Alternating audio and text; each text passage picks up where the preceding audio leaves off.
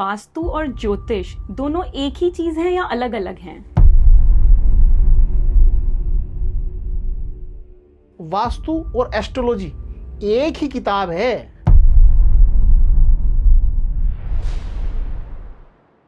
तो अगर हम वास्तु की बात कर रहे हैं तो वास्तु कितने प्रकार के होते हैं? वास्तु मैडम, वास्तु तो एक ही है। हमारे जीवन में कोई समस्या आ रही है तो हमें कैसे पता चलेगा कि प्रॉब्लम एस्ट्रोलॉजी में है या वास्तु में? कोई भी ऐसी समस्या जो लगातार चलती हुई आ रही है तो मान लीजिए वो वास्तु दोष है। डेट ऑफ बर्थ से वास्तु का क्या संबंध है? देखिए, डेट ऑफ बर्थ से वास्तु का बड़ा गहरा संबंध है। वास्तु का नाम आते ही सबसे पहले लोगों के दिमाग में आता है कि तोड़ फोड़। कोई भी शास्त्र तोड़ फोड़ की इजाजत नहीं देता है, पहली बात। तो आजकल लोगों को बिजनेस में बहुत प्रॉब्लम्स चल रही हैं, तो उसका मेन रीजन क्या हो सकता है? आपने आजकल के हिसाब से बहुत अच्छा क्वेश्चन पूछा। ये शादी के समय बहुत सारी घटनाएं घट जाती हैं। होती है घटनाएं, उसके बाद में लोग इस पे ध्यान देते हैं। ईश्वर क्या है, भगवान क्या है? जैसे आपने वास्तु की बहुत सी चीजें बताई मुझे, दोनों में फर्क है, दोनों में। तो आज तक आपके दिमाग में वास्तु और ज्योतिष को लेके जितनी भी शंका चल रही थी वो सब दूर होने वाली है, क्योंकि आज तक आपने जितने भी एस्ट्रोलॉजी और वास्तु के वीडियोस देखे होंगे उन सबसे अलग ये पॉडकास्ट रहने वाला है। ये रहेगा सिर्फ रियलिटी पे, क्योंकि हम इसमें समझेंगे कि वास्तु घर, ऑफिसेज, फैक्ट्री में कैसे अलग अलग तरीके से काम करता है। मैं हूं तमन्ना, आज की होस्ट, और आज के एपिसोड में हमारे साथ हैं वास्तु कंसल्टेंट श्री राकेश कुमार जी, जिनका बहुत ही जाना माना नाम है और ये इंडिया में ही नहीं बल्कि इंडिया से बाहर भी अपनी सेवा देते हैं। धन्यवाद मुझे बुलाने के लिए और इस पॉडकास्ट के लिए। अगर आपके वजह से, आपके थ्रू कोई अच्छी बात लोगों तक पहुंचती है तो ये बहुत बढ़िया काम रहेगा, क्योंकि आजकल जो अंधविश्वास फैला हुआ है तो इंसान की पहली कोशिश ये रहती है कि उस अंधविश्वास को, उस अंधकार को दूर करना। तो सर, वास्तु और ज्योतिष दोनों एक ही चीज है या अलग अलग हैं? देखो, मैं इस बारे में आपको थोड़ा सिंपल तरीके से बताता हूँ। आपने स्कूल की शुरुआत कहाँ से करी? पहली क्लास, दूसरी क्लास करी ना? हाँ जी।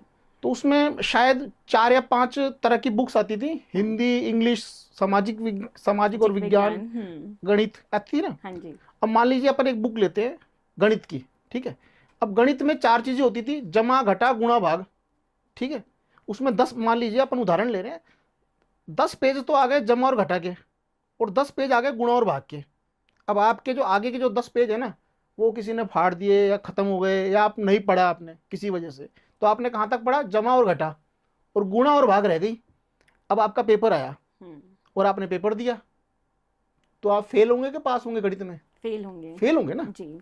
तो वास्तु और एस्ट्रोलॉजी एक ही किताब है, एक ही किताब है और एक ही सब्जेक्ट है, अगर इसको ढंग से समझा जाए तो, ठीक है ना। तो जितने भी लोग ये जो सिर्फ एस्ट्रोलॉजी पर चल रहे हैं वो कहीं ना कहीं अपने खुद को भी धोखा दे रहे हैं और सामने वाले को भी धोखा दे रहे हैं। तो जब तक आप किताब को पूरा पढ़ोगे नहीं, उसको समझोगे नहीं, जमा, घटा, गुणा और भाग, जब तक चारों नहीं आओगे आप गणित में पास हो ही नहीं सकते। आप किसी के बारे में कुछ बता ही नहीं सकते। तो वो जो चीज है ना, वो महत्वपूर्ण है। तो आप समझ गए होंगे इस बारे में। तो अगर हम वास्तु की बात कर रहे हैं तो वास्तु कितने प्रकार के होते हैं? वास्तु मैडम, वास्तु तो एक ही है। वास्तु तो एक ही है। अब उसको समझने का तरीका थोड़ा सा अलग है। थोड़ा सा मैं आपको, जैसे मैंने अभी आपको गणित के बारे में बताया, ठीक है ना। आपने पूछा एस्ट्रोलॉजी और वास्तु, मैंने गणित में घुस गया अंदर, तो मैं आपको बताता हूँ थोड़ा सा। अब होता क्या है कि जैसे कि हम घर में रह रहे हैं, ठीक है। घर में किचन कहाँ होनी चाहिए? अग्निकोण में, ये सब जानते हैं, नॉर्मल सी बात है, ठीक है।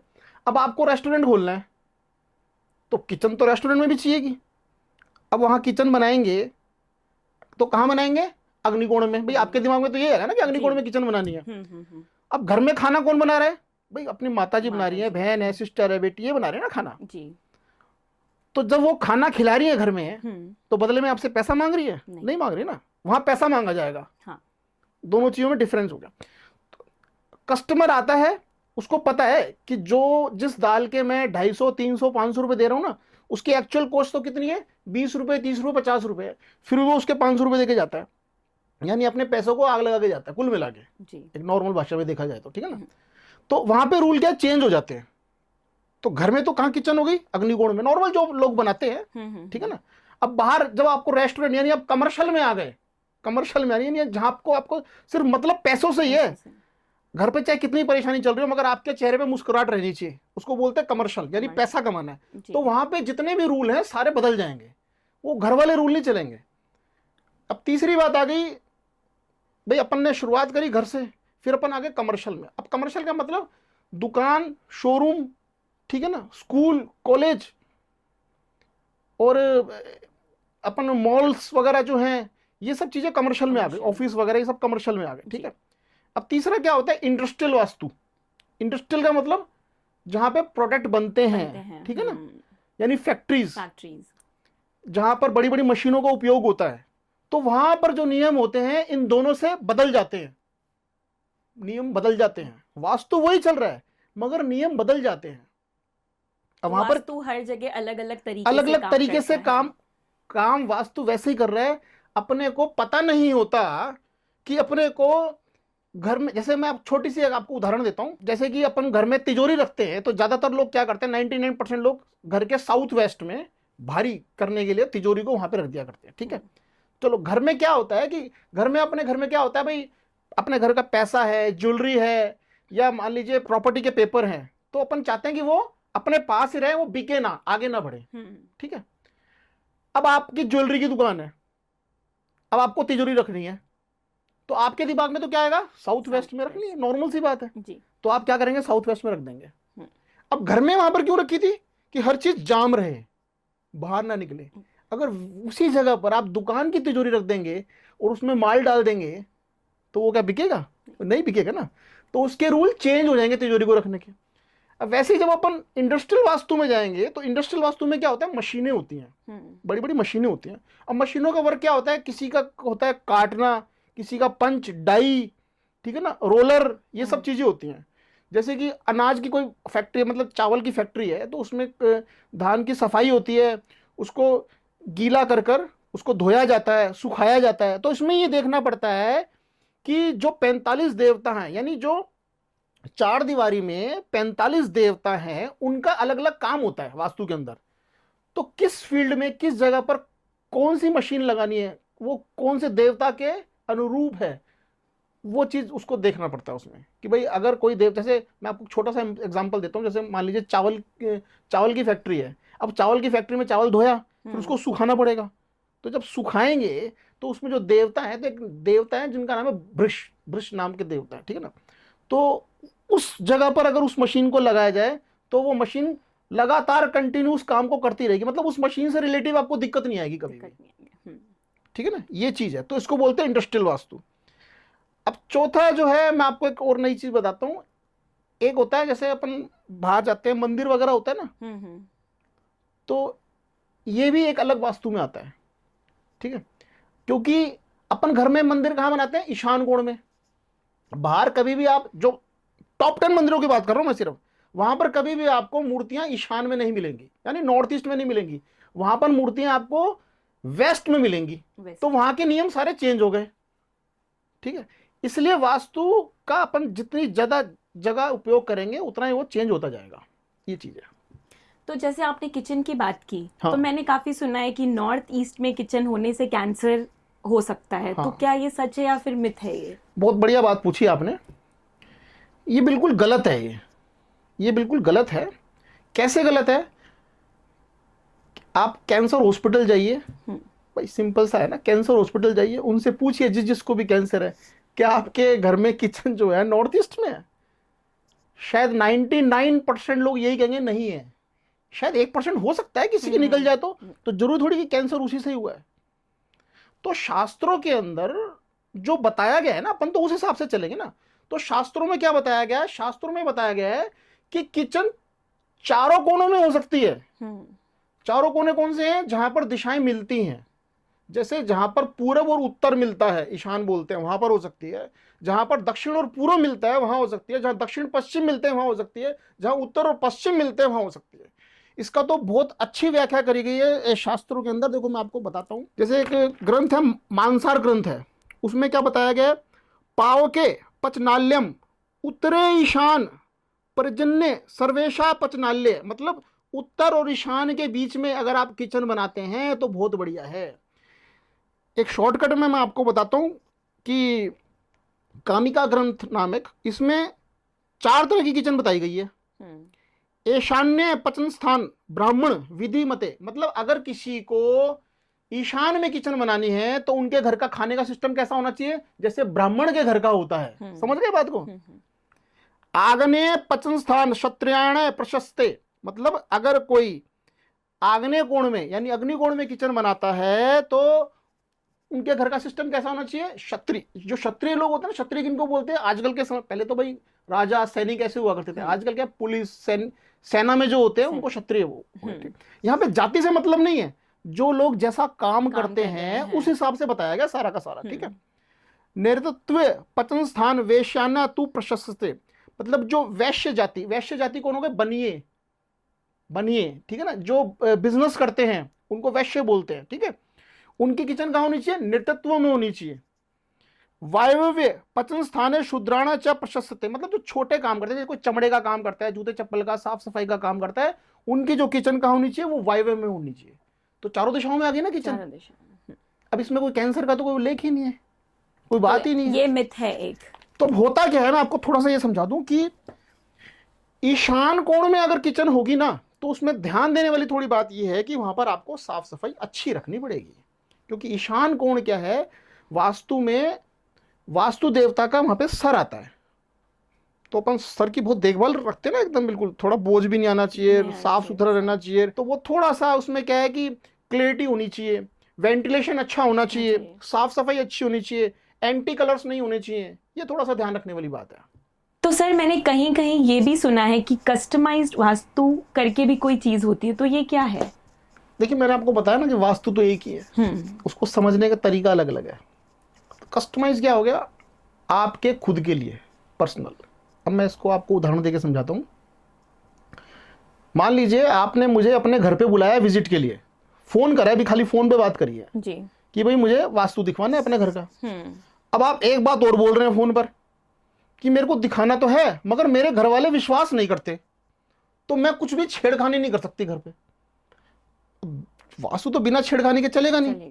तो उसमें आप क्या कह रहे हैं कि मैं जो भी कुछ कर सकती हूं ना वो सिर्फ अपने बेडरूम तक सीमित हूं, बेडरूम तक सीमित हूं। तो हम क्या करेंगे, घर को नहीं देखेंगे, आपके सिर्फ बेडरूम को देखेंगे, और जो भी कुछ वास्तु से रिलेटिव कोई भी काम करना है वो आपके बेडरूम, मतलब आपके अनुसार कर देंगे, जो आपको जिस चीज की भी कमी चल रही है, दिक्कत चल रही है। इसमें एक पॉइंट और जोड़ा जाता है कि जो आपकी डेट ऑफ बर्थ है उसको लिया जाएगा, तो डेट ऑफ बर्थ के हिसाब से जिस एलिमेंट की कमी चल रही होगी, जिस सिस्टम में दिक्कत आ रही होगी, उस सिस्टम को आपके जो बेडरूम है, जो भी आप जहां सोते हैं, जो आपका पर्सनल रूम है, वहां पर उस चीज को ठीक कर दिया जाएगा। तो बाकी घर को छेड़ने की जरूरत नहीं है उसके अंदर। तो इसको क्या बोलते हैं, कस्टमाइज वास्तु, मतलब आपके लिए पर्सनल वास्तु हो गया ये चीज है। तो और कहीं काम नहीं करेगा ये? नहीं, तो करा ही अपन ने आपके बेडरूम में ही है ना, सिर्फ उसको बेडरूम में ही है ना। अब वो बात अलग है कि आपने बेडरूम का अगर असर देखा और बाकी घर वालों ने देखा कि भाई हाँ ये तो काम कर रहा है और अच्छी चीज है, तो आपने बाकी घर में भी करवा लिया।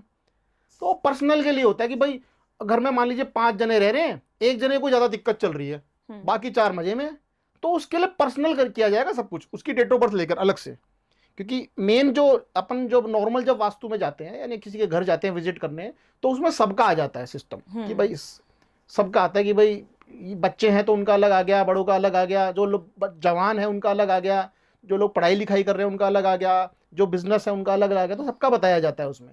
मगर कहीं कहीं जरूरत ऐसी पड़ती है कि हमें क्लाइंट बोलते हैं कि हम घर में 10 लोग रह रहे हैं, 9 लोग तो बहुत मजे में, सब कुछ ठीक चल रहा है, मेरे साथ दिक्कत क्यों चल रही है, तो उसको थोड़ा कस्टमाइज किया जाता है फिर। तो सर जैसे आपने डेट ऑफ बर्थ की बात की, तो डेट ऑफ बर्थ से हमें क्या पता चलता है, या फिर डेट ऑफ बर्थ से वास्तु का क्या संबंध है? देखिए डेट ऑफ बर्थ से वास्तु का बड़ा गहरा संबंध है। जैसे मैंने आपको शुरुआत में ये बात बोली थी कि एस्ट्रोलॉजी और वास्तु एक ही किताब है, तो डेट ऑफ बर्थ क्या एस्ट्रोलॉजी में तो आ गई ना। अब इसमें होता क्या है कि मैं आपको थोड़ा सा बताता हूँ, इसको फिल्टर करके बताता हूँ कि 5 एलिमेंट होते हैं, पंच तत्व, ये नॉर्मल सब जानते हैं 5 एलिमेंट, ठीक है। ये अपने ब्रह्मांड में भी है, ब्रह्मांड चल रहा है, और इन 5 एलिमेंट की वजह से अपनी बॉडी भी चल रही है, और यही 5 एलिमेंट अपनी एस्ट्रोलॉजी में भी हैं। तो जब आप हमें अपनी डेट ऑफ बर्थ देते हैं तो हम उन नंबरों से आपके जो 5 एलिमेंट हैं उनकी गणना कर लेते हैं कि कौन सा एलिमेंट कम है और कौन सा ज्यादा है, या कौन सा गायब है, या कौन सा बहुत अधिक है, अपने को पता चल गया। अब नंबर के आधार पर हमें यह पता चल जाता है, क्योंकि हर नंबर की एक दिशा भी है, हर नंबर की जैसे दिशा भी है, तो उस दिशा से हमें यह पता चल जाता है कि आपके घर में कौन सी चीज कहां पर अव्यवस्थित है। डेट ऑफ बर्थ से जैसे कि अगर आप मुझे अपनी डेट ऑफ बर्थ देते हैं जी, तो मुझे आपके घर के बारे में पता चल जाएगा कि दिक्कत आपको कहां से चल रही है, बिना विजिट के। तो आप उसको, वो भी कस्टमाइज में आ गया ना, क्योंकि आप पर्सनल पूछ रहे हैं। तो पर्सनल अब जरूरी नहीं है कि जैसे कि मैंने आपको कह दिया कि आपने अपनी डेट ऑफ बर्थ बताई और मैंने कहा जी आपके तो ईशान कोण में ये चीज रखी है, इसको आप ठीक कर लीजिए, तो वो आपके लिए तो ठीक हो जाएगी, मगर बाकियों के लिए वो चीज काम नहीं करेगी, क्योंकि उनकी डेट ऑफ बर्थ अलग है। मेरी डेट ऑफ बर्थ के हिसाब से पर्सनल हो गया ये सब चीजें। तो डेट ऑफ बर्थ की जो कनेक्टिविटी होती है वो इस तरीके से होती है। तो ये थोड़ा अंदर का गणित है, ये पूरा साइंस है, ये अपना 100% काम करता है और सबके ऊपर काम करता है। तो मेरा एक क्वेश्चन है इस पे, हाँ, कि मेरी डेट ऑफ बर्थ और मेरी फैमिली मेंबर की डेट ऑफ बर्थ अलग अलग है, बिल्कुल, लेकिन जो मेरी डेट ऑफ बर्थ के हिसाब से सही चीज होगी वो जरूरी थोड़ी है उनकी डेट ऑफ बर्थ के हिसाब से भी सही हो। हाँ, ये बहुत बढ़िया आपने क्वेश्चन पूछा। अब इसमें ऐसा होता है कि जैसे कि अभी अपन बात कर रहे थे कि आपकी डेट ऑफ बर्थ के हिसाब से मुझे लगा कि आपके घर के ईशान कोण में ऐसा ऐसा है, ठीक है, और मैंने उसको सही करवा दिया। अब देखिए मैंने क्या बोला, सही करवा दिया। सही करवाया ना मैंने जी, सही करवाया। तो वो सही करने से किसी को तकलीफ नहीं देगा, आपके लिए तो बेटर हो गया, औरों को भी तकलीफ नहीं देगा, नहीं करेगा, औरों को भी तकलीफ नहीं देगा। जैसे कि आयुर्वेदिक दवाई होती है ना, अपन नॉर्मल भी खा लेते हैं, हाजमोला है तो दवाई तो है ना, मगर हर कोई खा लेता है, भाई पहुंचाएगी तो फायदा ही ना, अपने को पहुंचाएगी तो फायदा ही। ये चीज है, थोड़ी सी मेरे लिए बेनिफिशियल रहेगा लेकिन उनके लिए उनको नुकसान नहीं देगा, शायद हो सकता है, क्योंकि अपन ने ठीक किया किसी चीज को, तो उनको भी कहीं ना कहीं फायदा मिलेगा उसका जी। ये चीज है। तो सर अगर हमारे जीवन में कोई समस्या आ रही है तो हमें कैसे पता चलेगा कि प्रॉब्लम एस्ट्रोलॉजी में है या वास्तु में? हाँ, बहुत बढ़िया आपने क्वेश्चन पूछा। देखिए ऐसा है कि एस्ट्रोलॉजी में 9 ग्रह होते हैं, ठीक है, कुंडली के अंदर 9 ग्रह होते हैं, सभी की कुंडली में होते हैं। तो मैं आज आपको एक बात बता देता हूँ, 9 में से 6 ग्रह सबके खराब होते हैं, चाहे वो कोई भी हो, चाहे वो राजा हो या रंग हो, कुछ भी हो, कोई भी हो, सबके खराब मिलेंगे। और 3 ग्रह सबके अच्छे होते हैं, ये कंफर्म होता है। अब वो बदलते रहते हैं, मगर वो 3 ही तो अच्छे रहेंगे और 6 ही खराब रहेंगे, मगर वो बदलते रहेंगे। कभी राहु अच्छा हो गया तो कभी राहु खराब हो गया। अब उनका समय भी है, किसी ग्रह का 3 महीने है, किसी का 6 महीने है, किसी का 9 महीने है, किसी का 16 महीने है, किसी का 2.5 साल है, किसी का 7.5 साल है। कहते ना 7.5 साल लग गई तेरे, ठीक है ना। तो अब मैं आपको इसका तरीका बता रहा हूं। कोई भी ऐसी समस्या जो लगातार चलती हुई आ रही है, अथक प्रयास करने के बाद भी वो खत्म नहीं हो रही, आपने उसमें पैसा भी खर्च दिया, दिमाग भी लगा दिया, मेहनत भी कर ली, पूछताछ भी खूब कर ली, फिर भी वो समस्या लगातार चली आ रही है, तो मान लीजिए वो वास्तु दोष है। क्योंकि ग्रह तो एक समय के हिसाब से रुकेगा ना आपके पास में, अपना असर एक समय के हिसाब से देगा ना, 3 महीने 6 महीने साल भर देगा ना। अब कोई समस्या, कई बार जैसे हम विजिट करने जाते हैं तो लोग कहते हैं जी 15 साल से ये समस्या चल रही है, 18 साल से ये समस्या चल रही है। तो भाई 18 साल से एक ही ग्रह थोड़ी बैठा है तेरे ऊपर, तो वो ग्रह चेंज होते रहते हैं। वो तो एस्ट्रोलॉजी में हो गए, यानी वो जो 18 साल से 2 साल से 5 साल से समस्या लगातार चल रही है ना, वो ग्रह की वजह से नहीं है। उसमें आपको एस्ट्रोलॉजी दिखाने की जरूरत नहीं है, उसमें आपको अपना वास्तु दिखाना पड़ेगा, वो आपसे गड़बड़ हो गया। ये चीज है। तो सर वास्तु का नाम आते ही सबसे पहले लोगों के दिमाग में आता है कि तोड़फोड़, तो क्या तोड़फोड़ करना जरूरी है? कोई भी शास्त्र तोड़फोड़ की इजाजत नहीं देता है, पहली बात तो। वो भी तोड़फोड़ करना भी एक दोष में ही आता है वैसे तो, ठीक है ना।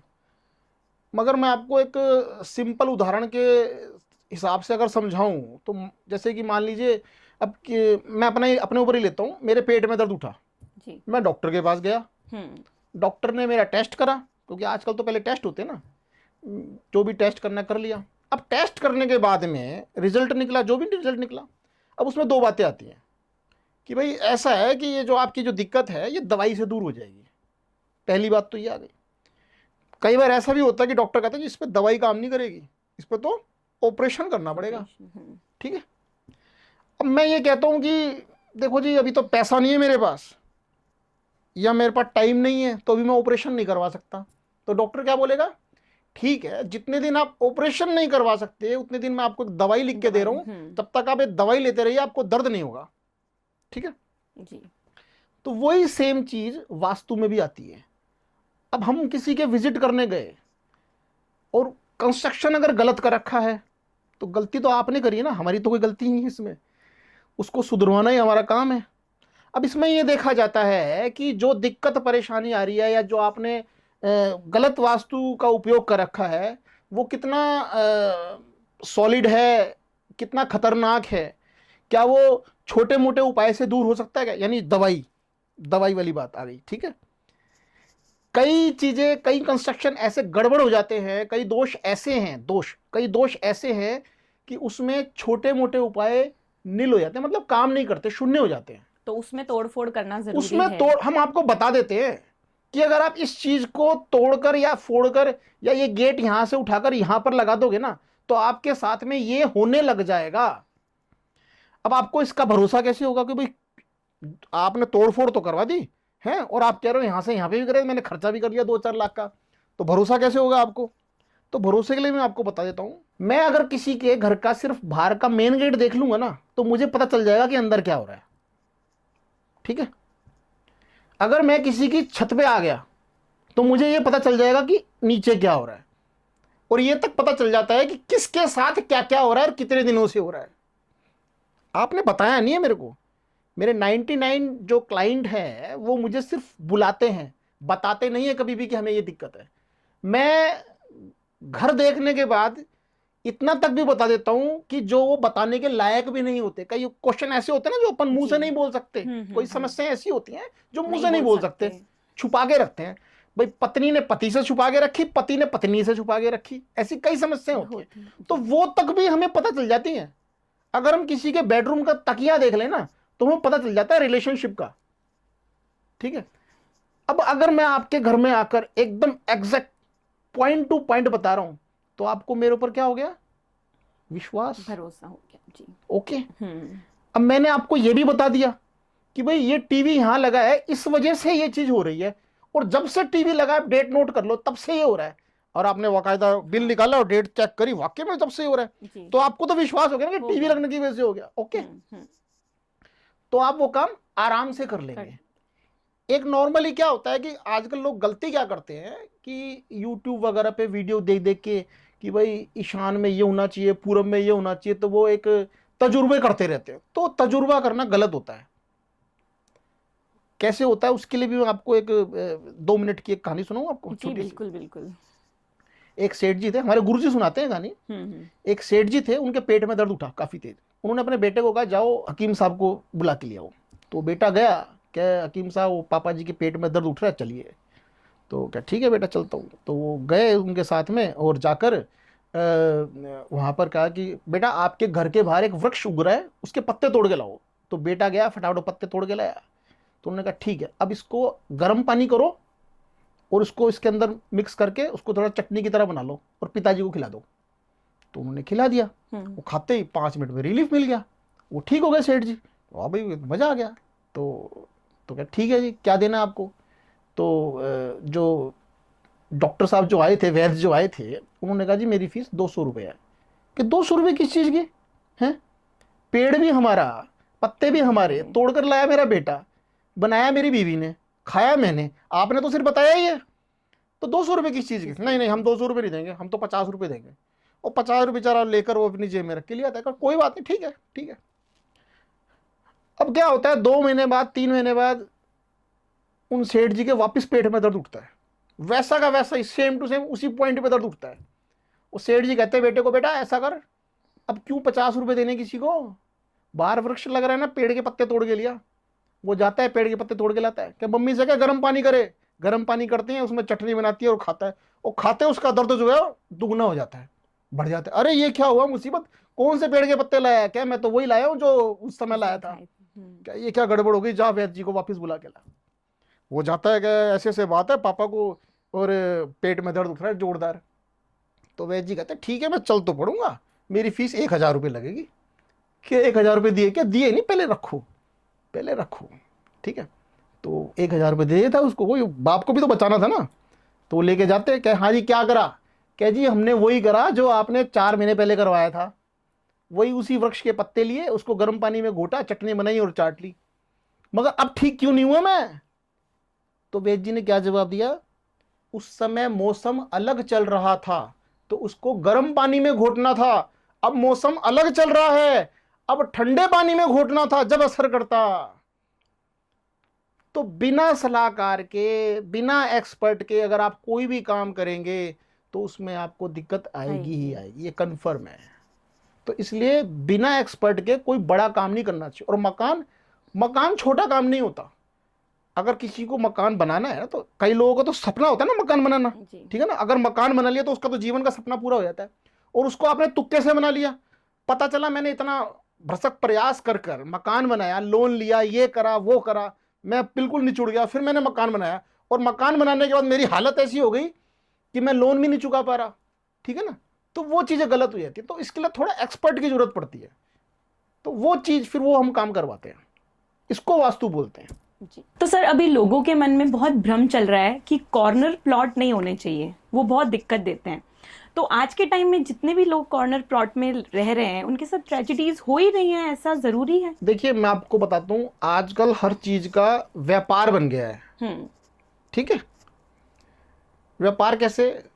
अब जैसे अब हमारा काम है तो ये भी अब व्यापारी हो गया ना भाई, मैं भी व्यापारी कर रहा हूँ, ठीक है। अब डिपेंड ये करता है कि आप किस दुकानदार के पास गए हैं। थोड़ा सा मैं हट गया हूँ आपके क्वेश्चन से। तो दुकानदार भी कई तरह के होते हैं। एक तो होते हैं कि ठीक है मैंने ये चीज़ 10 रुपये में खरीदी और मैंने आपको 11 रुपये, 11.5 रुपये में बेच दी, तो वो तो हो गया ठीक। अब एक दुकानदार ऐसा होता है कि वो आपकी शक्ल देखता है, वो क्या करता है 10 रुपये की चीज़ 20 रुपये पेलने की कोशिश करता है। एक ये चीज़ हो गई। तो वैसे ही क्या है कि आजकल लोगों ने इस चीज़ का व्यापार बना लिया है और डराने का बिजनेस बना लिया है इसको। कि जैसे डॉक्टर होते हैं ना कि भाई है तो पेट में गैस, मगर उसको क्या कहेंगे, तेरे तो पेट में पथरी है, तेरे तो गांठ है, ऑपरेशन करना पड़ेगा। मैं सबकी बात नहीं कर रहा, शायद हो सकता है कई करते होंगे ऐसा। तो ये लोगों ने डराने का बिजनेस बना लिया है। अब वास्तु कंसल्टेंट को ये तो पता ही है, ये तो सबको पता है कि जिसके पास भी कॉर्नर प्लॉट है उसकी जो रेट है बाकी प्लॉट से अधिक ही होती है, ये तो कंफर्म रहता है जी। और जिसके पास है वो पैसे वाला भी जरूर होगा, ये भी कंफर्म है।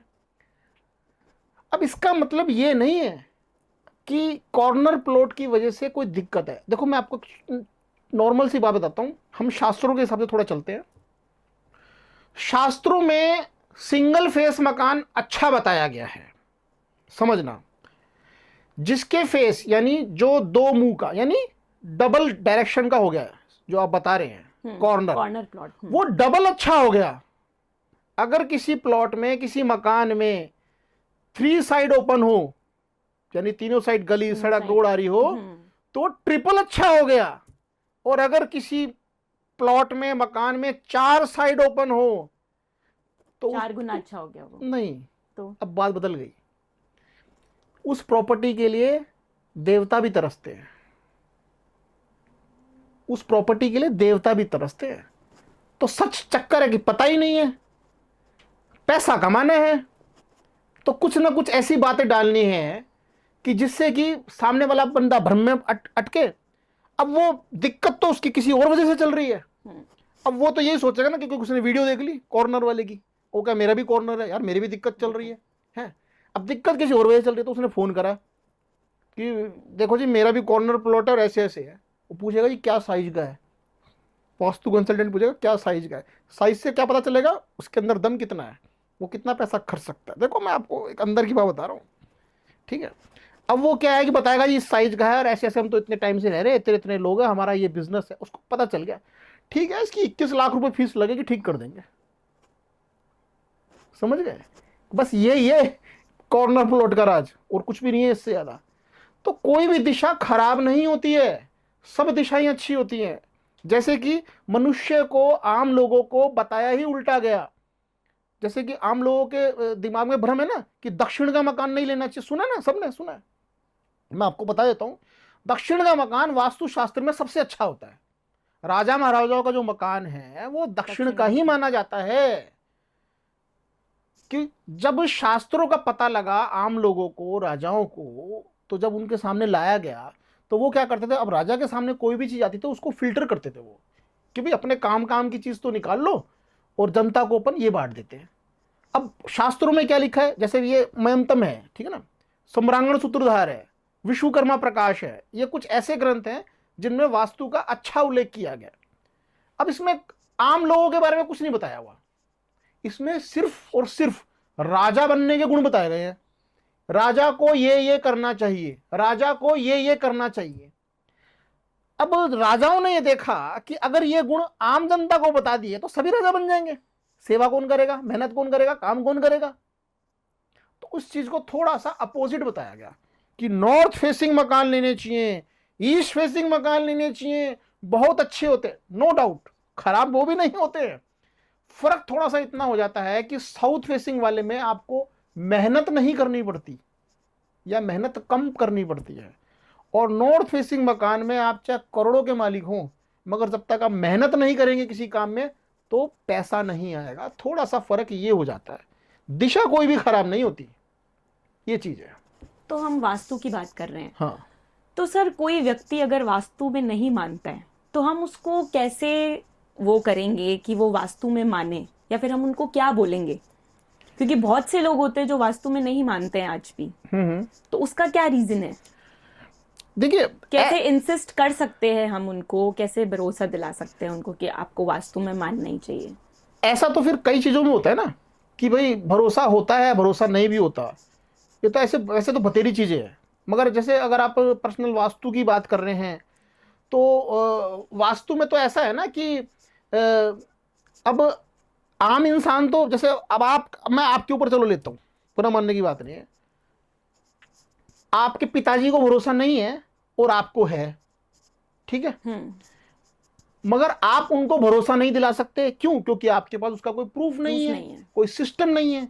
तो उसके लिए या तो आपको हमसे मिलवाना पड़ेगा, ठीक है, या फिर उनको कुछ ऐसा बताना पड़ेगा कि जिससे वो उस चीज को माने।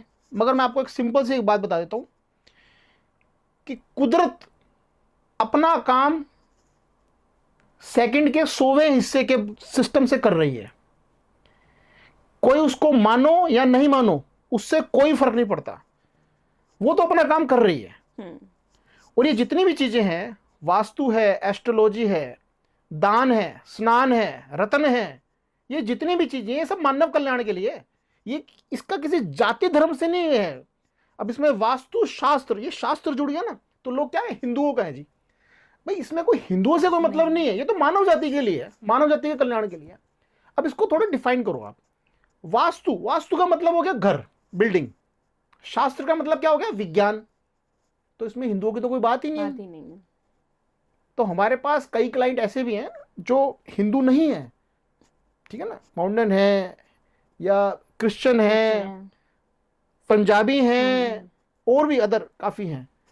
तो आप जैसे सऊदी अरब में अगर जाएंगे तो वहां पर आपको हिंदुस्तान से ज्यादा लोग वास्तु को अप्लाई करते हुए मिलेंगे आपको। सऊदी अरब की बात कर रहा हूं मैं, मेरे खुद के क्लाइंट हैं वहां पर जो मुझसे काम करवाते हैं ऑनलाइन, जाना आना कम रहता है मगर ऑनलाइन करते हैं वहां पर, ठीक है ना। अगर आप चाइना जाएंगे तो चाइना में तो ऐसा नहीं है ना कि हिंदू धर्म ही चलता है, ऐसा नहीं है ना, ठीक है ना। तो चाइना में भी उसको क्या बोलते हैं, चाइना में उसको फेंगशुई के नाम से जाना जाता है। फेंगशुई नाम सुना ना आपने, फेंगशुई, तो वहां पर फेंगशुई के नाम से जाना जाता है वास्तु को। हाँ, अब देखिए फर्क क्या है हिंदुस्तान की सब चीजें और चाइना ज्यादा अपना रहा है। ज्यादा क्यों अपना रहा है? अब इसमें थोड़ा समझने वाली बात यह है कि यहां में और वहां में क्या फर्क है। यहां जैसे गवर्नमेंट है तो गवर्नमेंट में मान लीजिए मैं मुख्यमंत्री हूं, मान लीजिए मैं मुख्यमंत्री हूं, तो मैं अपना तो सब कुछ सोच रहा हूं, कि मेरा मकान भी वास्तु से होना चाहिए, मेरा ऑफिस भी वास्तु से होना चाहिए, मगर अगर मैं जनता के लिए कुछ भी बनवा रहा हूं तो इस चीज की तरफ बिल्कुल ध्यान नहीं दूंगा। वहां पे ये चीज अलग है। वहां पर वो खुद भी देते हैं, मतलब गवर्नमेंट खुद तो देती है अपने लिए, मगर जो लोग आम जनता के लिए जो भी चीजें बनती हैं, सड़क भी अगर बनती है ना, तो उसमें भी वास्तु के नियमों का लगभग लगभग पूरा ख्याल रखा जाता है। वहां की गवर्नमेंट्स के कई रूल्स ऐसे हैं जो वास्तु अकॉर्डिंग चलते हैं। ये बात सत्य है। अगर कभी आप चाइना जाएंगे, वहां के जो बड़े बड़े शहर हैं जो इतनी प्रगति कर रहे हैं, जैसे कि चाइना में तो शीशे की सड़कें हो गई, ठीक है ना, रबड़ की सड़कें हो गई, तो उन्होंने इतनी प्रगति कैसे करी? वो उस चीज में शुरू से ही अंदर घुसे हुए हैं। तो अगर जैसे आप चाइना अगर जाते हैं, मार्केट वगैरह आप देखोगे ना, तो आपको जगह जगह कलर स्कीम, वास्तु में जो कलर स्कीम होती है, पिरामिड्स लगे हुए आपको बिल्डिंगों में नजर आएंगे, बड़े बड़े बिल्डिंग्स में नजर आएंगे आपको पिरामिड्स लगे हुए। तो पिरामिड क्या है? वास्तु में आते हैं पिरामिड। तो वो थोड़ी समझने वाली बात है। तो सर कई बार ऐसा होता है कि शादी के समय बहुत सारी घटनाएं घट जाती हैं, शादी के समय या शादी के बाद हाँ। वो बहू पे दोष डाला जाता है। हाँ, तो वो कुंडली मिलान का रीजन है, कई या बार फिर अच्छा भी हो जाता है। हाँ, तो वो वास्तु है, कुंडली मिलान है, क्या एस्ट्रोलॉजी, क्या रीजन है इस चीज का? ये आपने क्वेश्चन बहुत अच्छा पूछा। कोई पूछता नहीं है वैसे, ये होती है घटनाएं, उसके बाद में लोग इस पर ध्यान देते हैं। देखिए, थोड़ी समझने वाली बात है, थोड़ा इसको समझिए, आप इसको रिफाइन कीजिए कि जब भी घर में कोई बड़ा उत्सव होता है, और शादी ब्याह का उत्सव तो खैर काफ़ी बड़ा माना गया है अपने हिंदुस्तान में, उस समय होता क्या है कि कोई भी आप घर में उत्सव करते हो ना, तो कुछ ना कुछ घर में बदलाव करते हो। मान लीजिए कलर स्कीम आपने चेंज कर दी, ठीक है ना।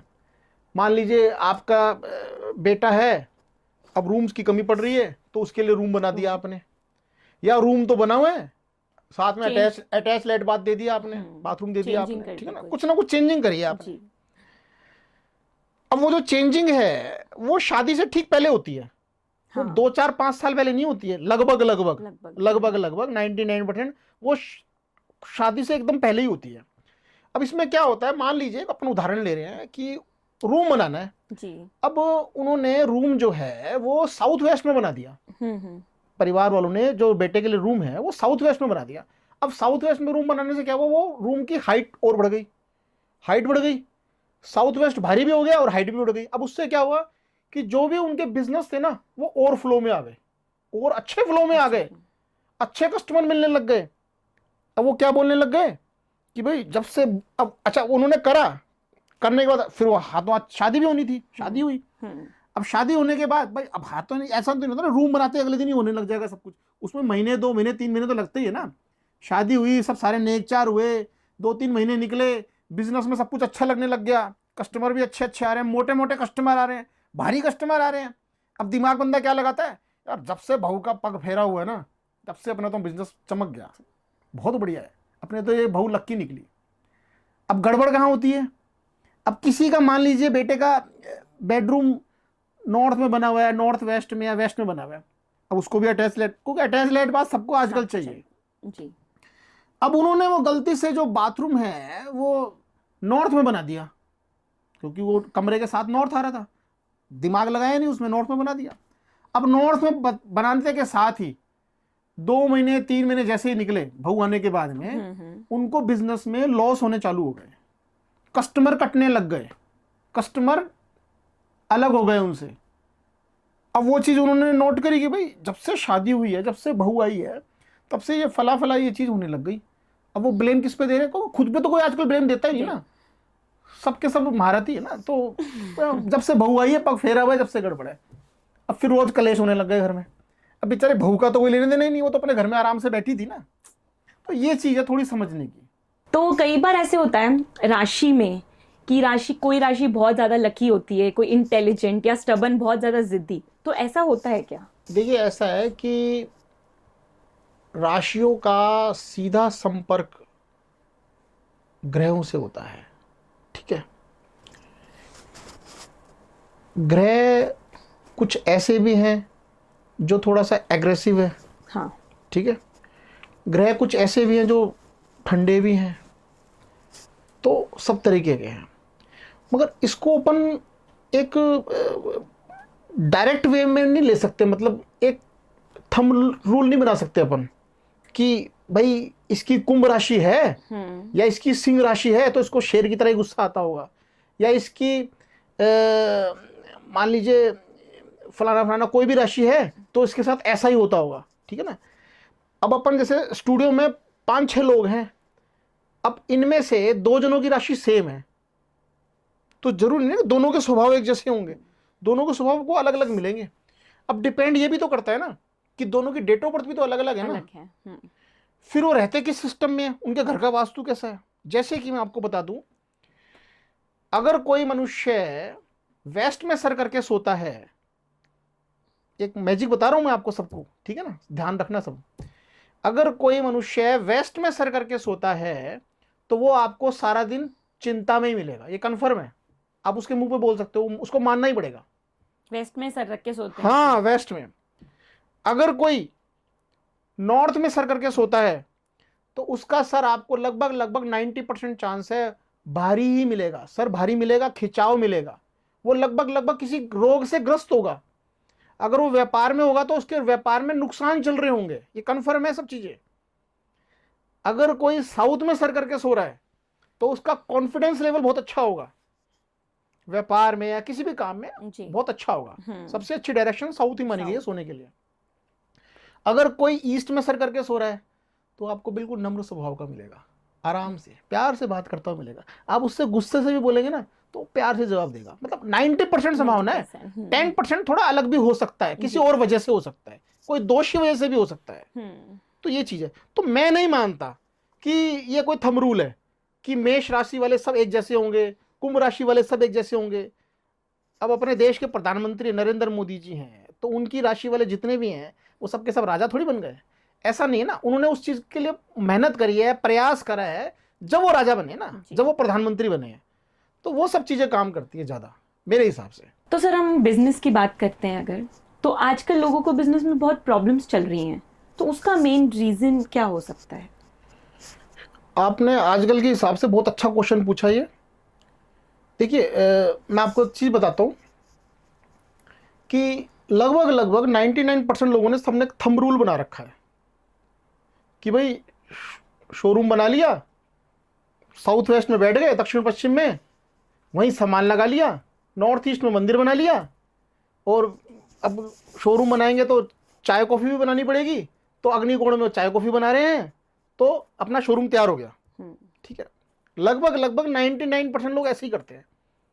तो ये क्या हो गया, घर का वास्तु। अब मैंने बताया ना, घर और दुकान के तो नियम अलग अलग हो गए ना। वहां पर तो हर चीज स्थिर रहनी चाहिए घर पे तो, और दुकान पर क्या होता है, शोरूम में क्या होता है, हर चीज अस्थिर रहनी चाहिए, मतलब रुकनी नहीं चाहिए। अब इसमें क्या होता है, हमारी जो खुद की जो भाषा है उसमें आपको बताता हूं कि जो भी एनर्जी आती है वो पहले ब्रह्मस्थल में आती है। ब्रह्मा जी जो भी उस बिल्डिंग का ब्रह्मस्थल होता है वहां पर आती है, सेंटर में आती है, वहां से कन्वर्ट हो जाती है 4 दिशाओं में। तो आप क्या बोलते हो उसको, पूर्व पश्चिम उत्तर दक्षिण। हम वो नहीं बोलते, हम क्या बोलते हैं, आर्यमा, भूधर, मित्र, विवस्वान। ठीक है, ये हमारी भाषा है, हमारी लैंग्वेज है। जब अपन कमर्शियल वास्तु में जाते हैं, जब ये बोला जाता है, अब इसमें क्या होता है कि कोई ऐसी एक्टिविटी जो भूधर में करनी चाहिए और वो कर रहा है आर्या में, आर्मा में, तो मामला गड़बड़ा गया। जैसे मैं आपको थोड़ा सा ऐसे नहीं समझेंगे, मैं बताता हूँ। हाँ, शोरूम में ग्राहक तो आ रहे हैं, मगर आकर देखकर बात कर कर चले जाते हैं। तो यानी आपके शोरूम का जो भूधर है, भूधर का जो एरिया है ना, एक देवता का नाम है भूधर प्रॉपर्टी, तो वो डिस्टर्ब है, तो उसको ठीक करना पड़ता है। अगर ठीक हो तो उसको एक्टिवेट करना पड़ता है। ठीक है, अगर आपकी दुकान में कस्टमर आ ही नहीं रहे, बिल्कुल भी नहीं आ रहे, इक्के दुक्के आते हैं, भाई मेरा भी वही काम है, पड़ोसी का भी वही काम है, उसके तो खूब आते हैं, मेरे क्यों नहीं आ रहे। तो यानी आपकी दुकान का आर्यमा जो है ना, आर्यमा फील्ड जो है वो गड़बड़ है, उसको आपको ठीक करना पड़ेगा या फिर उसको एक्टिवेट करना पड़ेगा। अब इसमें कई लोग क्वेश्चन ये पूछते हैं जी, एक्टिवेट क्या होता है? कोई आप सेल लगाते हो या बिजली का करंट देते हो जो एक्टिवेट होता है? जो चीज पहले एग्जिस्ट कर रही है उसको इम्प्रूव करना, इसका मतलब यही नहीं। मैं बताता हूँ, मान लीजिए ये ऑफिस है, 4 दीवारी है जी, यहाँ का भूधर तो ये है और आर्यमा ये है।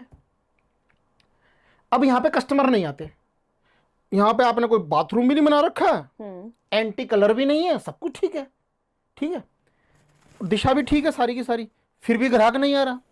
तो अब कस्टमर क्यों नहीं आ रहा? वो आर्यमा की वजह से नहीं आता वैसे तो। अब क्या करेंगे? अब इसको करेंगे एक्टिवेट। तो एक्टिवेट करने के लिए फिर हमें कुछ गैजेट्स का प्रयोग करना पड़ता है। जैसे मान लीजिए मिरर लगाना है, या कोई कलर स्कीम है उसकी चेंज करनी पड़ती है, या कोई पेंटिंग्स लगानी पड़ती है। अब कई लोग क्वेश्चन ये पूछते हैं जी पेंटिंग से क्या होगा, पूछते हैं ना जी। तो देखिए मैं आपको पेंटिंग का थोड़ा सा राज बताता हूं। मान लीजिए सामने ऋतिक रोशन की फोटो लग रही है बड़ी सी, ठीक है, तो विचार आपके वैसे ही हो गए, भाई ऋतिक रोशन की फोटो लग रही है, बढ़िया हीरो है, स्मार्ट हीरो है। अब उसी फोटो की जगह आपके दादाजी की फोटो लग रही है, ठीक है, तो आपके विचार कैसे? हमारे दादाजी ऐसे थे, ऐसे विचारों के थे, वो ऐसे ऐसे जब जाते थे ना निकल के तो लोग सब सर झुकाते थे, तो विचार हो गए ना। अब उसी जगह पर बड़ी सी एक फोटो लग रही है शिमला की, ठीक है, तो आप घर में घुसे और शिमला की फोटो देखी, अरे यार मौसम भी गर्मी का चल रहा है, परेशान हो गया यार, तो रोज रोज हर चक्कर में, तो अपने तो यार शिमला चलते हैं।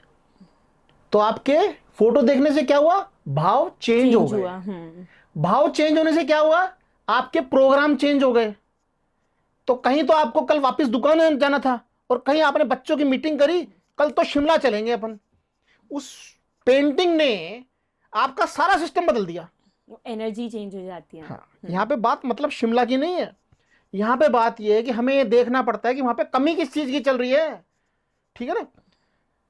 अगर वहां पर ऐसी कोई कमी चल रही है कि जिसमें एग्रेशन कम है, या एग्रेशन बहुत ज्यादा है, तो उस हिसाब से वो पेंटिंग लगानी पड़ती है, या कुछ कुछ और गैजेट वगैरह लगाना पड़ता है, या उस डायरेक्शन को ठीक करना पड़ता है।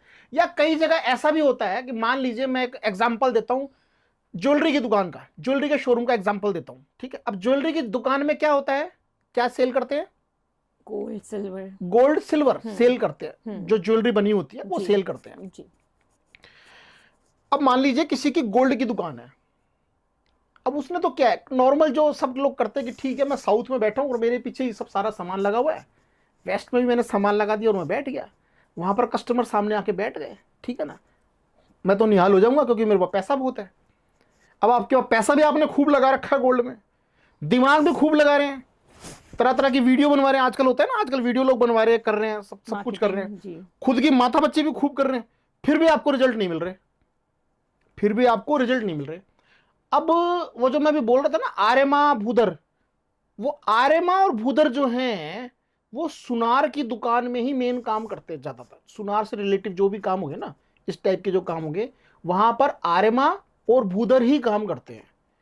अब आम आदमी को तो पता नहीं ना, उसने तो नाम ही आज सुना है कि आर्यमा क्या होता है भाई, ये भूधर क्या होता है भाई, तो उसमें क्या होता है, अब उसको एक्टिवेट कैसे करना है सुनार की दुकान को, तो वहां पर बैठने की पोजीशन और सामान लगाने की पोजीशन में थोड़ा बदलाव किया जाता है।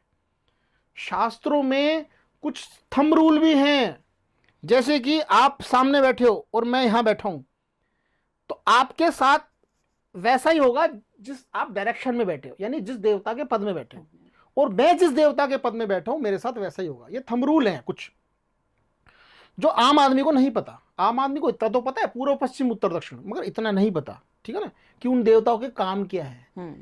तो उनकी खाली सिटिंग चेंज करने से, या सामान को इधर उधर करने से, या उनके मान लीजिए जो इंटीरियर है उसमें थोड़ा सा बदलाव करने से शोरूम में बहुत ही अच्छे रिजल्ट आने लग जाते हैं। जैसे कि मैं आपको छोटी सी एक बात बताता हूँ, मेरे साथ जो हुआ था 2-2.5 साल पहले की बात है, मैं नाम नहीं लेना चाहता उस मॉल का, मैं केरल में गया था, तो उन्होंने मुझे फ़ोन करके बुलाया था कि भाई ऐसे ऐसे और हमारे मॉल में कुछ परेशानी आ रही है। तो लोग क्या, मैंने आपको बताया ना, मेरे को परेशानी नहीं बताते भाई, ये कहते हैं जी आपको आना है, परेशान है हम। तो ये देखना है, मॉल काफ़ी बड़ा था, तो मैं गया वहाँ पर। अब मुझे 2 से ढाई दिन तो उस मॉल को, इतना बड़ा मॉल था कि 2 से ढाई दिन तो उसको समझने में लग गए। मैंने उनसे 8 दिन का समय मांगा था कि मैं 8 दिन में बताऊंगा। तो 2 से ढाई दिन तो मुझे मॉल को समझने में लग गए। अब जब मैंने उसको समझा, समझने के बाद में तीसरे दिन मैंने वो जो वहाँ का जो मैनेजमेंट था उनसे बातचीत करी। मैंने कहा जी मुझे लग रहा है कि आपने इस साइड की ये जो 8 दुकानें हैं, जब से आपने इनको किराए पर दिया है या इनको सेल किया है, तब से एक समस्या चल रही है। उन्होंने पूछा जी क्या? मैं जब से ये दुकानें गई हैं ना, तब से ऐसा हो रहा है शायद कि मॉल में कस्टमर तो खूब हैं मगर लेना देना कम हो रहा है, मतलब पैसा नहीं आ रहा, लोग मजे करने के लिए ज्यादा आ रहे हैं इस मॉल के अंदर। जी। तो उन्होंने कहा जी 100% यही हो रहा है जी, जब से इनको दिए ना बिल्कुल उसी तारीख से हमारे साथ ऐसा का ऐसा ही हो रहा है। अब मुझे कैसे पता चला? मैंने जब पूरा मॉल देखा तो मुझे कहीं कोई परेशानी नजर नहीं आई वास्तु के हिसाब से। तो मैंने उनका इंटीरियर चेक करा सबका, तो उसमें जो डायरेक्शन बनती है ना, मान लीजिए एक उदाहरण दे रहा हूँ, वो वेस्ट डायरेक्शन में आ रही थी दुकानें। अब वेस्ट डायरेक्शन में क्या होता है कि अगर एंटी कलर आए ना तो उस पूरी प्रॉपर्टी को ख़राब करता है, क्योंकि कोई भी कमर्शियल जो बिल्डिंग्स होती हैं वो वेस्ट और नॉर्थ वेस्ट अगर ठीक ना हो ना तो वो गड़बड़ा जाती है। वेस्ट नॉर्थ वेस्ट सही होना उनका बहुत ज़्यादा जरूरी है। तो मैंने वेस्ट की तरफ ध्यान दिया ना, तो वहाँ पे मुझे एंटी कलर नजर आए उन सभी दुकानों में। तो मुझे लगभग भरोसा हो गया कि जो भी कुछ हो रहा है वो इनकी वजह से हो रहा है। तो मैंने उनको बताया कि भाई ये बात है, उन्होंने माना कि हाँ हमने इस तारीख को ऐसे दी थी, और उसके बाद से हमें ऐसे ऐसे बात होने लग गई हमारे साथ। अब उनको तो निकाल तो सकते नहीं अपन, जो दुकानदार हैं उनको निकाल नहीं सकते ना अपन। तो अपन ने क्या करा, उनकी दुकानों का थोड़ा सा इंटीरियर चेंज कर दिया जो उनके लिए भी ठीक हो और वास्तु अकॉर्डिंग भी हो। उसके बाद वो समस्या धीरे धीरे खत्म होने लग गई। तो ये चीज है। पर सर कभी कभी ऐसा होता है कि हम सारी चीजें वास्तु के हिसाब से करते हैं, फिर भी चीजें ठीक नहीं हो पाती हैं, तो इसका रीजन क्या है? हाँ, ये बढ़िया क्वेश्चन पूछा आपने। इसमें क्या है कि लोग अटके हुए रहते हैं कि भाई मैंने वास्तु के हिसाब से मकान भी बनाया जी। और फिर भी मुझे रिजल्ट नहीं मिल रहे। हाँ, वही। मैं तो जैसा पहले चल रहा था आज भी वैसा चल रहा हूँ, मेरी तो कोई प्रोग्रेस ही नहीं। लोग तो बड़ा बोलते हैं कि भाई वास्तु के हिसाब से मकान बनाएगा तो तू ऐसे हो जाएगा और वैसे हो जाएगा, होती है ना बातें यहाँ। जी। इसमें थोड़ा सा देखो समझने, वही समझने वाली बात है, मैं फिल्टर करता हूँ उसको। कि कई बार ऐसा होता है कि मैं अपने ऊपर लेता हूँ, मैंने वास्तु अकॉर्डिंग मकान बनाया, तैयार कर लिया, मैं उसमें रह रहा हूँ, मज़ा नहीं आ रहा है मेरे को उसमें रहने में। मज़े का मतलब तकलीफ नहीं हो रही कोई भी, मगर जो मुझे अपॉर्चुनिटी चाहिए थी ना, जो मुझे ग्रोथ चाहिए थी, वो मुझे मिल नहीं पा रही है। मैं उस चीज़ से बड़ा परेशान हूँ। अब इसके में होता क्या है कि अब जैसे मैं आपको उदाहरण देता हूँ, मान लीजिए मेरे पिताजी किसी दूसरे मकान में रहते हैं, वो पेरेंटल मकान भी हो सकता है या पुराना मकान कुछ भी हो सकता है, उसमें वो रहते हैं। कई दोष प्रॉपर्टी के अंदर ऐसे होते हैं जो, जैसे कि मैं बताता हूं, जैसे कि साउथ वेस्ट का गेट होना, नेतृत्व कोण का गेट होना, उसमें क्या होता है कि जो हेड ऑफ द मेंबर है ना, उसके जो बच्चे हैं वो कभी जल्दी से ग्रोथ नहीं कर पाएंगे, जितनी ग्रोथ चाहिए ना कर नहीं पाएंगे। अब उसमें उन बच्चों का उस प्रॉपर्टी में रहना कोई जरूरी नहीं है। अब वो कहीं पर भी रहेंगे ना और पिताजी वहां रह रहे हैं तो उनकी ग्रोथ में दिक्कत आएगी आएगी, चाहे वो कितना ही वास्तु करा रहे हैं बच्चे। तो इसमें क्या करना पड़ता है, इसमें उनका जो पेरेंटल मकान है यानी जहां पिताजी रह रहे हैं उसको देखना पड़ता है, उसको ठीक करना पड़ता है। भाई कई बार ऐसा होता है ना, अपने सर में दर्द हो रहा होता है, ठीक है, अपन सर दर्द की दवाई ले रहे होते हैं बार बार, फिर भी सर दर्द नहीं मिट रहा होता। अपन किसी अच्छे डॉक्टर के पास जाते तो क्या कहता है, ये सर की दिक्कत की वजह से नहीं हो रहा, आपके पेट में गैस थी उसकी वजह से सर दर्द हो रहा है। समझ गए ना, मतलब दिक्कत कहाँ थी और भुगतनी कहीं पड़ गई अपने को, ठीक है ना। तो ये चीजें होती है थोड़ी सी। तो अपन अपना तो, मगर अपने को तो जो दिख रहा होता है अपन तो वही मान रहे होते हैं ना, यार मैंने तो इतना मेहनत करी, दिमाग भी लगाया, सब कहते थे जी वास्तु से ऐसे होता है वैसे होता है, और फिर भी मुझे ग्रोथ नहीं मिल रही। तो उनके कारण कुछ ऐसे भी हो जाते हैं। या फिर ऐसा भी हो जाता है कई बार कि उसी शख्स ने कोई प्रॉपर्टी ऐसी ली होती है या कोई ऐसा प्लॉट लिया होता है, खेत लिया होता है जिसके अंदर मेजर दोष होता है। जैसे ब्रह्म दोष भी होता है, जैसे ब्रह्म स्थल में मान लीजिए कुआं है, ठीक है ना, या गड्ढा है, डिगिंग है, ठीक है ना, तो वो प्रॉपर्टी अगर किसी के नाम से है ना, वो भी अगर कहीं पर भी रहेगा ना तो उसको भी तकलीफें आएंगी, बार बार पेट के ऑपरेशन होंगे उसके। अभी बताना तो नहीं चाहिए, मैं बताता हूं। मैं किसी डॉक्टर फैमिली में गया था, हस्बैंड वाइफ दोनों डॉक्टर हैं, ठीक है। जो उनकी मैडम है वो गायनो है, ठीक है। मैं गया, अंदर जाते ही मैंने कहा जी यहाँ तो जो आपकी मैडम है ना उनके बार बार ऑपरेशन हुए होंगे, ऐसे बोला मैंने।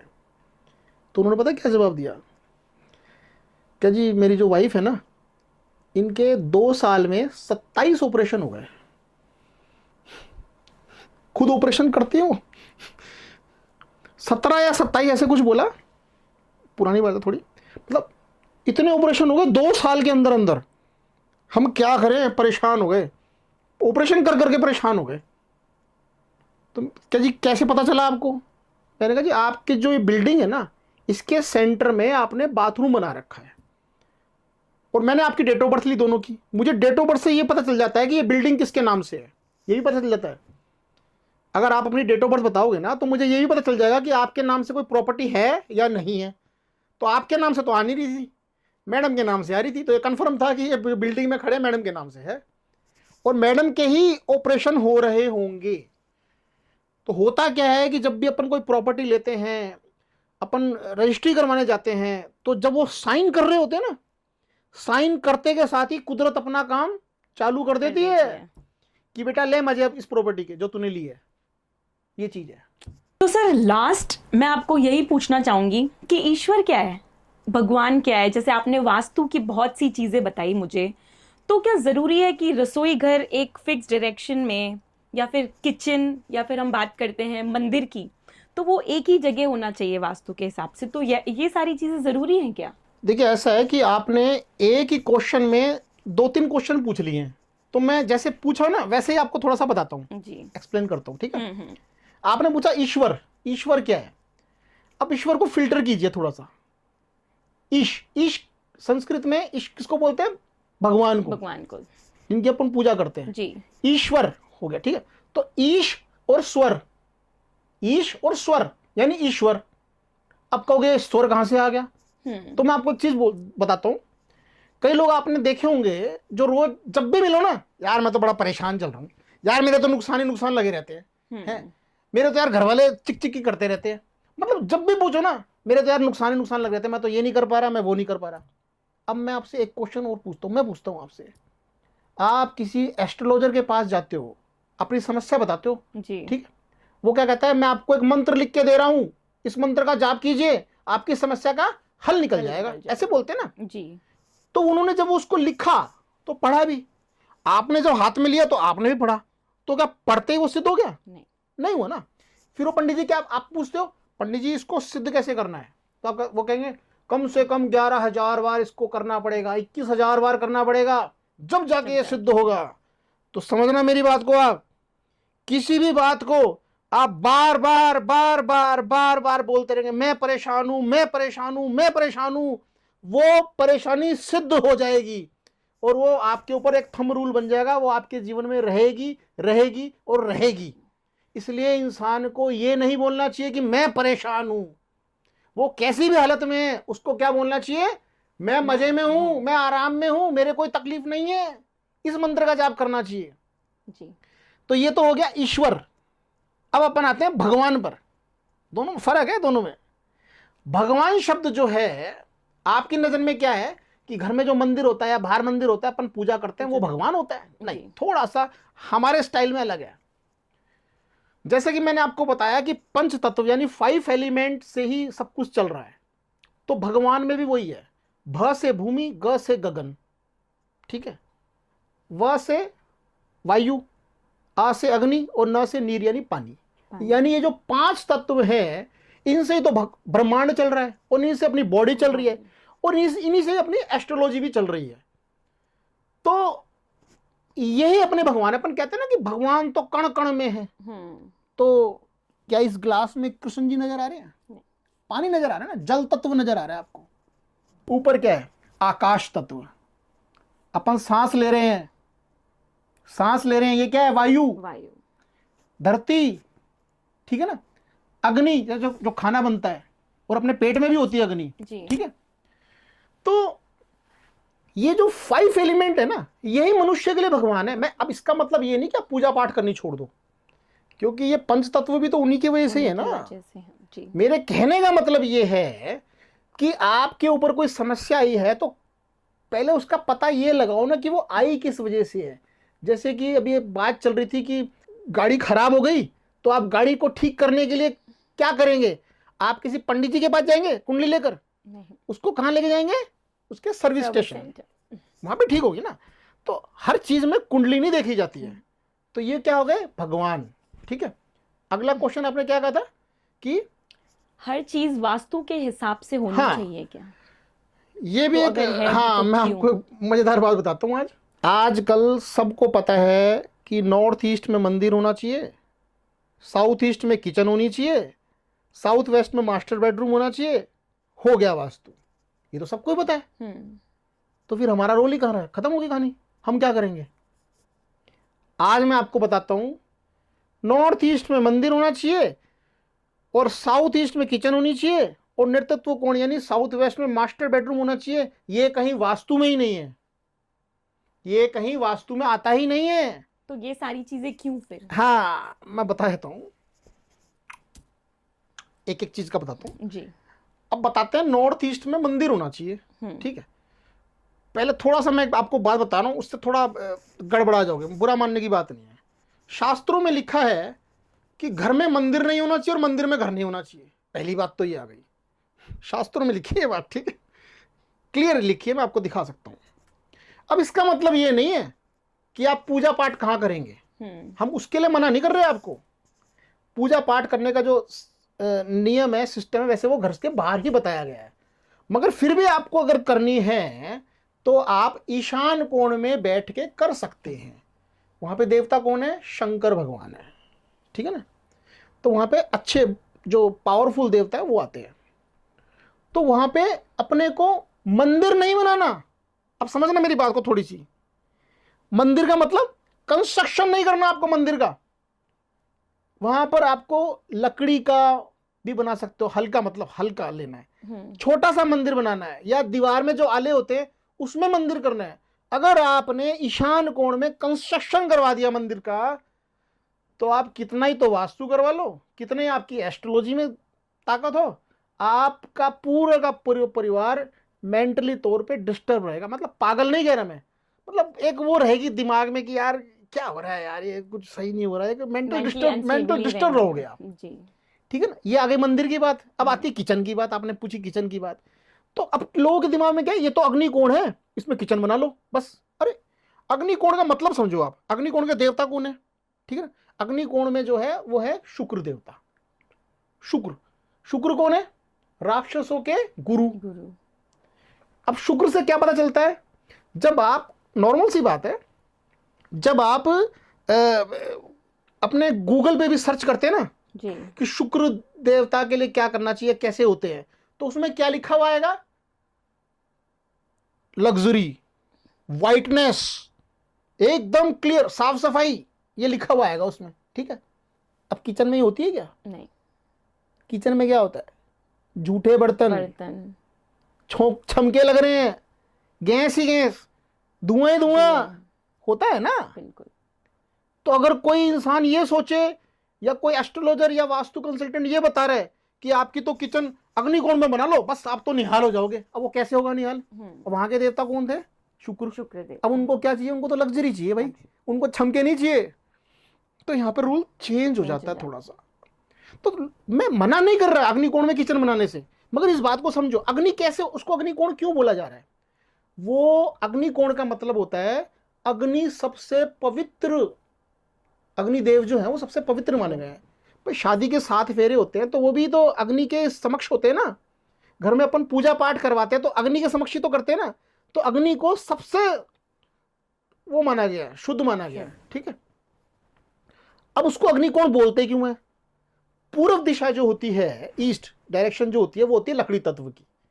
दक्षिण दिशा यानी जो उसके ठीक साथ वाली दिशा है वो होती है अग्नि की दिशा होती है, मंगल की। अब लकड़ी और अग्नि दोनों मिले तो क्या बन गया? अग्निकोण। कोण बोल रहे अपन, ठीक है, अग्निकोण बोल गया। अब इसका मतलब ये नहीं यहाँ तो किचन ही बनानी है और कुछ कर ही नहीं सकते। मैं आपको बता दूं ये बात, जितने भी आप बड़े बड़े घरानों में जाओगे आपको कभी भी अग्निकोण में किचन नहीं मिलेगा। ये बात कंफर्म है बिल्कुल। ठीक है ना। तो अगर आपको किचन बनानी भी है वहां पर, तो उसको बिल्कुल लग्जरी रखना पड़ेगा, किचन वाला नहीं सिस्टम चलेगा वहां पर जी। और वैसे मैंने आपको शुरू में बताया भी था अभी बुक्स में देखकर, मैम तब में, कि अपन किचन को चारों दिशाओं में बना सकते बना हैं, सकते हैं। मगर उसका रूल्स जो है उसके वो चेंज हो जाएंगे। ठीक है। तीसरा आपने पूछा मास्टर बेडरूम का, कि भाई साउथ वेस्ट में मास्टर बेडरूम बन गया, होगा जी हमारा वास्तु तो। कई लोग बोलते ना देखो जी। जी हमारा वास्तु है, साउथ वेस्ट में बेडरूम बना हुआ है, ऐसे पकड़ पकड़ के ले जाते दिखाते हैं। तो भाई मैं बता दूं आपको कि साउथ वेस्ट में जो बेडरूम होता है वो किन का होता है? साउथ वेस्ट में बेडरूम आराम करने के लिए होता है सिर्फ, बस। उसमें कभी भी आपको एनर्जी नहीं मिलेगी आगे बढ़ने के लिए। अब वो किसको चाहिए घर में? मान लीजिए आपके दादाजी दादी जी हैं, अब वो कोई काम नहीं करते, मतलब उनको आराम चाहिए, उनको तो आराम चाहिए ना। उनके जो बेटे हैं, पोते हैं, पोतियां जो भी हैं, उनको काम करना है। तो इसमें देखो रूल चेंज हो गए। अब दक्षिण पश्चिम का कमरा तो मिलना चाहिए दादा दादी जी को, क्योंकि उनको आराम करना है, नींद अच्छी आनी चाहिए। ठीक है। घर में जो बड़ा बेटा है उसको रूम कौन सा मिलना चाहिए? दक्षिण का। छोटा बेटा है उसको रूम मिलना चाहिए पश्चिम का। जब वो परिवार ग्रोथ करेगा कि अपन नियम के अंदर आ गए, ठीक है ना, तो ये चीज चलेगी। कई लोग हमसे ये पूछते हैं कि हमारे पैसों की दिक्कत चल रही है जी, हमारे व्यापार भी अच्छा है, हमारा परिवार भी अच्छा है, हमारा वास्तु भी अच्छा है, मगर फिर भी इस टाइप की कमी चल रही है, दिक्कत चल रही है, तो उसके लिए क्या करें? हर प्रॉपर्टी के अंदर एक जगह होती है, एक दिशा, दिशा में एक स्थान आता है, लगभग 4-5 फीट के दायरे में आ जाता है वो। वहां बैठकर आप किसी भी चीज में ध्यान लगाते हैं या किसी भी वर्क को करते हैं, तो स्टैम्प पेपर पर लिख के रख लीजिए, वो काम होगा, होगा और होगा। मान लीजिए आपको 1000 करोड़ का मालिक बनना है, ठीक है, आप अपनी मेहनत भी कर रहे हैं, दिमाग भी लगा रहे हैं, सब कुछ कर रहे हैं, मगर बन नहीं रहे। अब इसके लिए क्या करेंगे? अब आपको जादू चाहिए लाइफ में। तो आपने कई पॉडकास्ट, कई यूट्यूब पे देखा होगा ना, 258 लिख लो तो ऐसे हो जाएगा, 528 लिख लो तो ये हो जाएगा, खोपड़ी पे लिख लो तो ये हो जाएगा। कुछ नहीं होता उससे। मैं आपको आज बताता हूं किससे क्या होता है। मैं जो स्थान बता रहा हूं, मैं जो जगह बता रहा हूं, अगर उस जगह पे बैठकर कोई भी काम किया जाए, जैसे कि आप वहां पे सिर्फ बैठ गए और बैठ के सिर्फ ये बोल रहे हो मन में 2 मिनट, 3 मिनट, 5 मिनट कि मैं 10,000 करोड़ का मालिक बन रहा हूं, मैं 10,000, मतलब धीरे बोलना है, आराम से, मैं आपको 10,000 करोड़ का मालिक बन रहा हूं, तो मैं आपको गारंटी देता हूं, आपको 10,000 करोड़ का मालिक बनने से कोई नहीं रोक सकता। ये देखिए, ये मैं नहीं बता रहा, शास्त्र बताते हैं। ये जो पद है ना, इसके बारे में उल्लेख दिया गया छोटा सा। बरसाने वाला बादल, विचारों को आगे लेकर जाना, लॉ ऑफ अट्रैक्शन, नाम सुना ना कभी आपने? लॉ ऑफ अट्रैक्शन, वो यही है, यही पद है।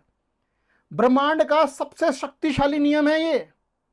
यानी आप जिस चीज को अपनी ऊर्जा और ध्यान देते हैं वह आपके पास आकर्षित होती है। यह पद आपकी ग्रोथ को कंट्रोल करता है। कंट्रोल का मतलब जितनी चीज जैसे आपको चाहिए एक्यूरेट उतनी देता है वो आपको। तो आपने ध्यान क्या लगाया? 10,000 करोड़ का मालिक मैं बन रहा हूं, ठीक है। अब इस पद का जो नाम है वो